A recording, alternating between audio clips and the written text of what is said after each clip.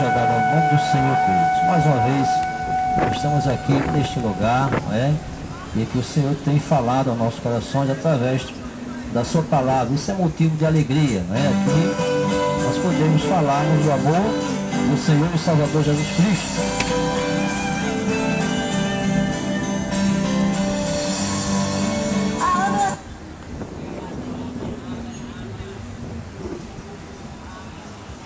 Glória seja dada ao nome do Senhor. Nós vamos agradecer a Deus por tudo que Ele nos concede aqui nesta praça, como tem assim, Ele tem feito em nossas vidas. Temos recebido a sua palavra, temos também recebido a sua presença aqui neste lugar, e o Senhor tem abençoado as nossas vidas aqui na terra, né?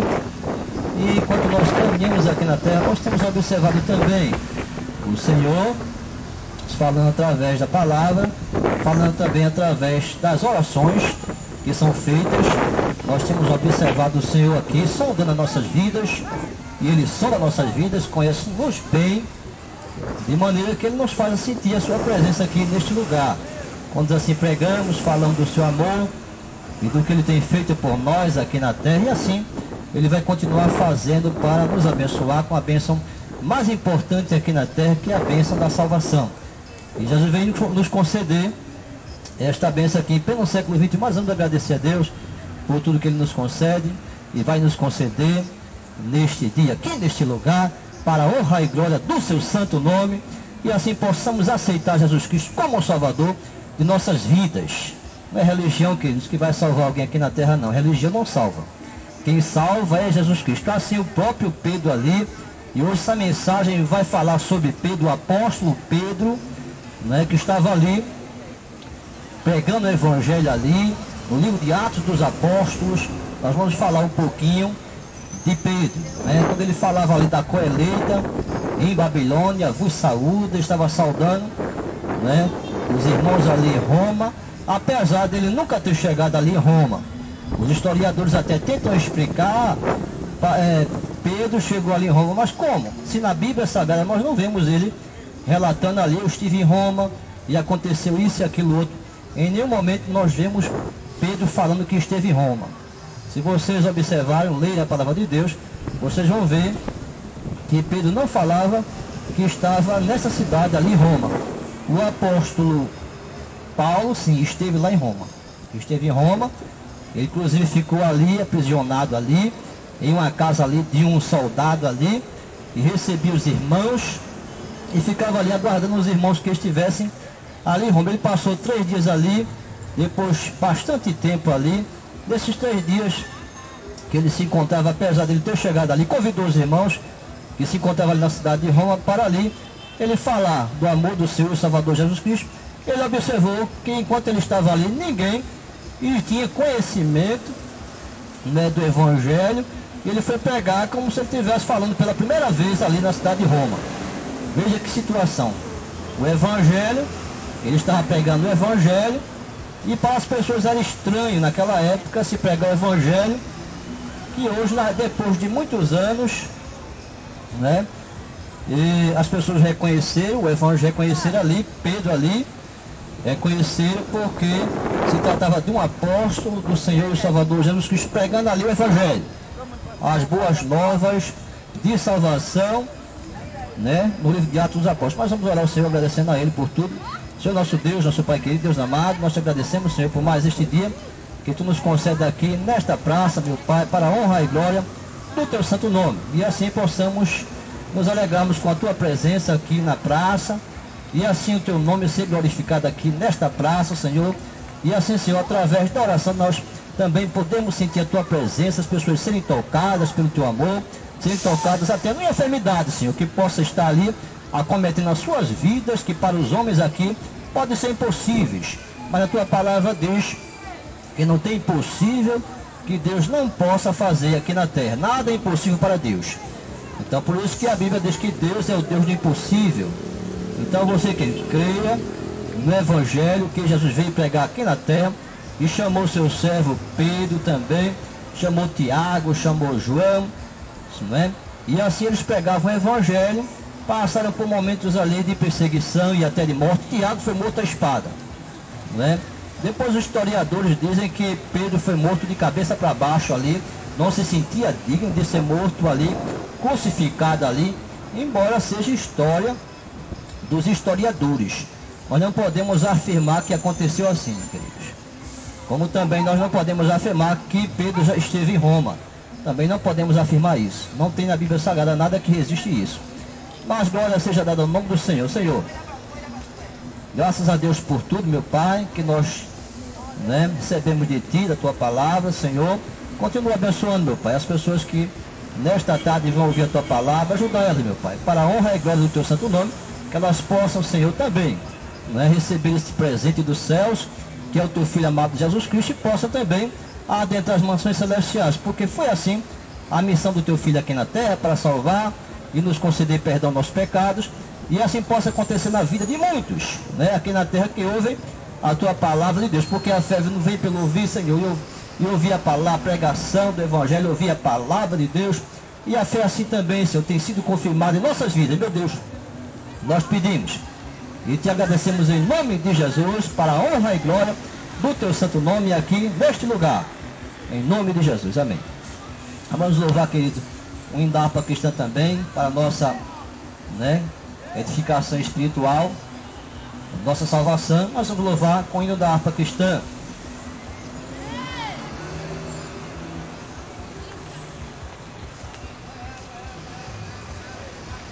(42) 42 da harpa cristã, que diz assim: saudai o nome de Jesus, arcanjo vos prostrai, arcanjos vos prostrai, ao Filho do eterno Deus, com glória, glória, glória, glória, com glória coroai, ó escolhida geração do bom e eterno Pai, do bom e eterno Pai, ao grande autor da salvação, com glória,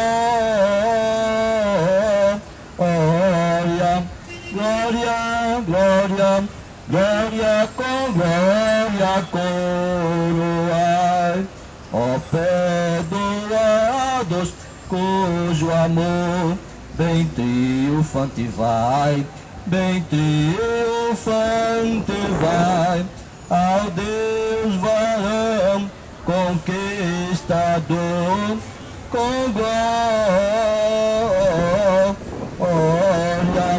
glória, glória, glória, com glória coroai, ó raças, tribos e nações, ao Rei dos Reis honrai, ao Rei dos Reis honrai, a quem quebrou vossos grilhões, com glória,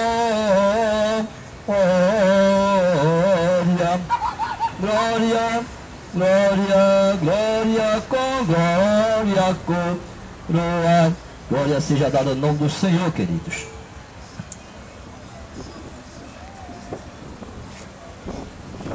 Mas graças a Deus por tudo que o Senhor tem nos concedido, o louvor da harpa cristã.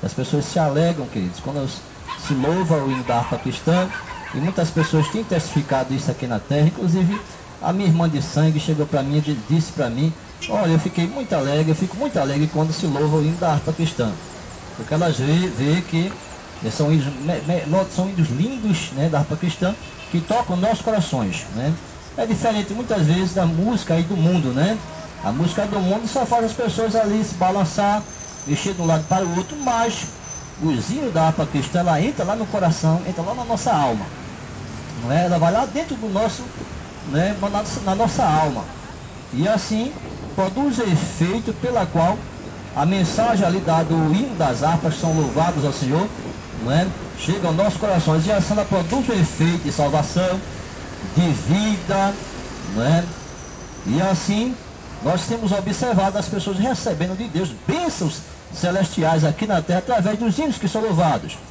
As pessoas que louvam a Deus sabem muito bem disso. Quando se louva, Deus opera milagres. Há curas e maravilhas aqui na terra através dos louvores. Inclusive até nos faz lembrar quando chegamos assim.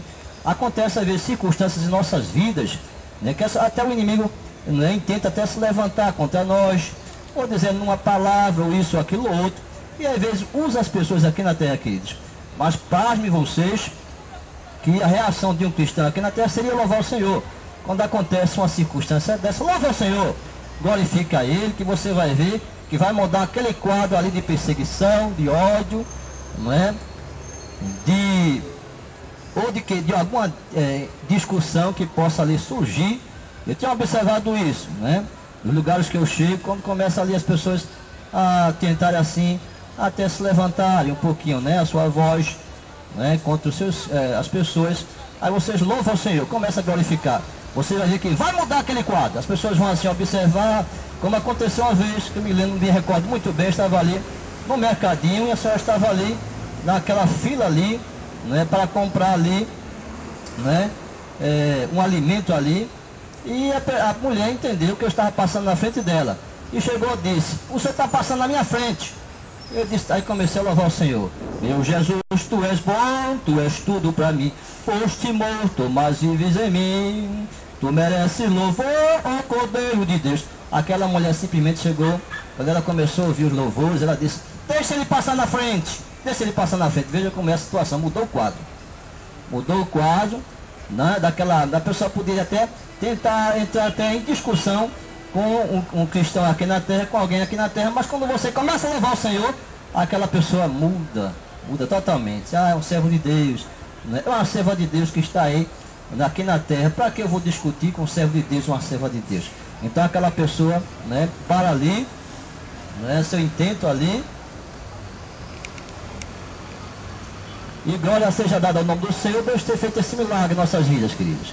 Para nós entendermos que o caminho da salvação, o caminho de um homem de Deus, de uma mulher de Deus, é o caminho de mansidão, né? Os mansos herdarão a terra. Então, como assim o Senhor nos ensinou, né? As pessoas assim, que sejam violentas, né? Pessoas, essas aí não vão herdar, não é? O céu não. Os mansos herdarão a terra, não vão herdar a terra, né? Então ele fala dos mansos. Jesus Cristo ensinava diferente do que o mundo ensina. O mundo ensina aí, você tem que ser forte, você tem que, né, passar na frente dos outros, né? Você tem que, né, conseguir vencer na frente dos outros. O mundo ensina essas coisas, mas Jesus ensina diferente, né? Bem-aventurados os pobres, né? Porque eles verão a Deus. Bem-aventurados os mansos, né? Porque eles herdarão a terra. Começa a ensinar diferente do que o mundo ensina. E não é assim, não é?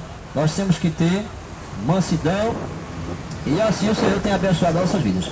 Mas vamos aqui ler a palavra de Deus para a nossa salvação, que é o mais importante.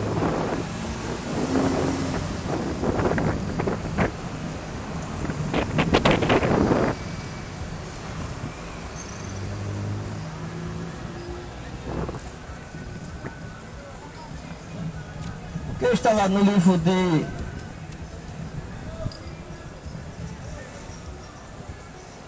Mateus, capítulo 16, versículo 13 diante. E chegando Jesus às partes de Cesaré, de Filipe interrogou seus discípulos, dizendo, quem dizem os homens ser o filho do homem? E disseram, um João Batista, outros Elias, outros Jeremias, ou um dos profetas, e disse-lhe eles, e vós, quem dizeis que eu sou? E Simão Pedro respondendo disse, tu és o Cristo, o Filho de Deus vivo, do Deus vivo. E Jesus respondendo disse, bem-aventurado és tu, Simão Barjonas, porque não foi carne e sangue que te revelou, mas meu Pai que está nos céus. Pois também eu te digo que tu és Pedro, e sobre esta pedra edificarei a minha igreja, e as portas do inferno não prevalecerão contra ela. O que ele quer dizer com esta passagem, queridos? O que é que significa aqui Pedro? O que é que significa Pedro? Do grego, Pedro significa ali, né, pequenos fragmentos de rocha, pequenos blocos de rocha. Do grego, quando se traduz do grego a palavra Pedro, porque cada palavra naquela época tinha um significado. E a palavra Pedro tinha um significado, pequenos fragmentos de rocha, a palavra Pedro. E Jesus falava ali para Pedro: Pedro, pois também eu te digo que tu és Pedro, e sobre esta pedra edificarei a minha igreja, e as portas do inferno não prevalecerão contra ela. Ele falava: e quem é esta pedra? E quem é esta pedra, queridos? A pedra, queridos, né? Sobre esta pedra edificarei a minha igreja. A pedra é uma rocha grande, já é diferente de Pedro, uma rocha grande. E mesmo porque, quando Jesus falava ali para os seus discípulos, falava ali para a igreja ali, ele falava que Jesus, como uma pedra, né, angular, pedra de esquina, Jesus é a rocha.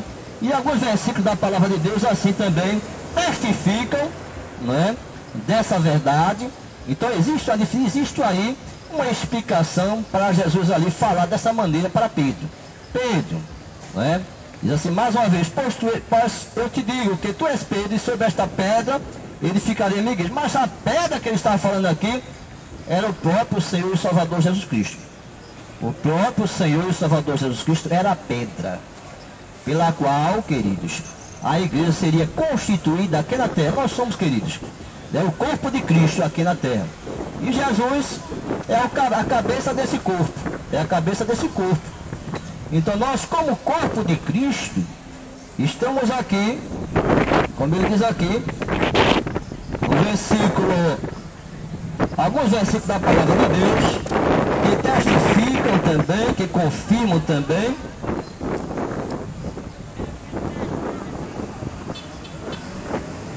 Daniel 2, capítulo 2, versículo 34, diz assim: estava vendo isso quando uma pedra foi cortada sem mão, a qual feriu a estátua nos pés de ferro e de barro, e os esmiuçou.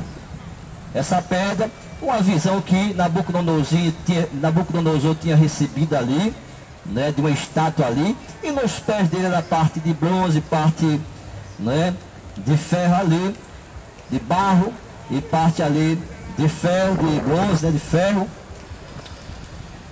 Aí diz assim, mais uma vez: estava vendo isso quando a pedra foi cortada sem mão, a qual feriu a estátua nos pés de ferro e de barro e os esmiuçou. E esta pedra, estava falando aqui do próprio Senhor e Salvador Jesus Cristo, está ali no livro de Daniel. Aquela estátua que foi levantada, aqueles impérios ali, babilônicos ali, desde os imperadores babilônicos até chegar aos assírios, chegar aos medos e persas, e no final, reinos desta terra. Aí chega aquela pedra sem mão, sem existência ali, né? Chega ali, bate ali, naquelas pernas ali, naquele pés ali, e aquela pedra se esmiuçou. Então aquela pedra que destrói esses reinos aí, deste mundo aí, tenebroso aí, né? Ele destrói. Então o próprio Senhor Jesus Cristo, que vai reinar aqui nesta terra, está falando que Ele é a pedra. Ele é a pedra. É por isso que o Senhor Jesus Cristo estava falando aqui, que Pedro, pois também te digo, Pedro, que tu és sobre esta, pois eu te digo que tu és Pedro, e sobre esta pedra ficarei a minha igreja, e as portas do inferno não prevalecerão contra ela. E mais uma vez no Efésios capítulo 2, versículo 20, diz mais uma vez, explicando novamente, testificando desta verdade que existe aqui, falando de Jesus Cristo, ser a pedra, edificado sobre o fundamento dos apóstolos e dos profetas, de que Jesus Cristo é a principal pedra de esquina. Jesus é a principal pedra de esquina, mais uma vez falando, queridos,